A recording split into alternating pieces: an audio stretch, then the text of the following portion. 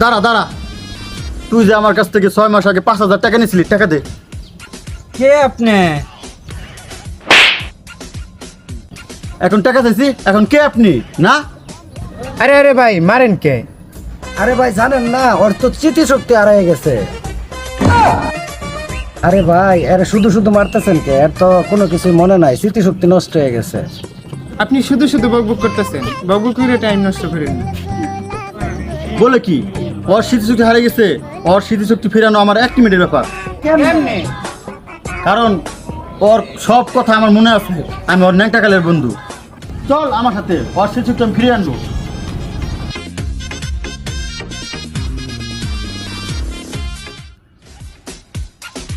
তোর কি এই জায়গার কথা মনে আছে?